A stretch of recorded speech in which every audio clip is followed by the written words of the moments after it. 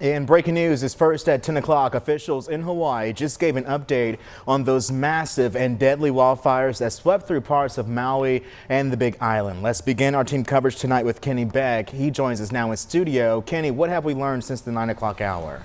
Well, Devontae, the death toll is now 53, and that number is only expected to grow. Local leaders held a press conference just minutes ago where they said they are still very much in the firefighting and life-saving stages right now. They are still hopeful they can find missing people alive. The governor says housing is going to be a big problem and will be for some time. They need about 2,000 rooms already. They are asking people in charge of hotels and unaffected people throughout the state to consider opening their doors to people who have lost everything. They admit they are still trying to identify some of the victims and notify their next of kin that their loved one has died. Until you see the devastation that we all witnessed, maybe through photographs before this morning, but in person today, it's difficult to describe, but there are lots of people that will need a lot of help, and our goal as government is to provide that help. Just the images alone are heartbreaking, but for one Winston-Salem man who regularly vacations there, all of this has been even harder to stomach. Kara Peters continues our team coverage tonight in studio. Kara. Yeah, Kenny, Reed Mansell said he was just in Maui 3 weeks ago. In fact, he even thought about moving there at one point. And now as the wildfires continue to spread, he's hoping to do whatever he can to help the community he loves. I love Winston-Salem. It's my home, but Maui is something special for me. Reed Mansell has visited Maui 17 times since 2001. His daughter Allison vacationing there since she was 11.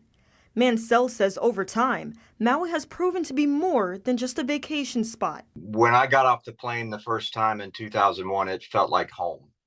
And that was the first time in my life I'd ever felt like I was at home. When you have that kind of a connection, everything connects a little bit more. Mansell says when he heard about the wildfires, he was shell-shocked, recounting favorite places in Maui like the town of Lahaina, now destroyed. In what realm of anybody's thinking do you ever think that an entire town is just going to be gone? I'm just devastated, and devastated is the only word I can use, really. That aloha spirit is real. The people there are wonderful, giving, loving people.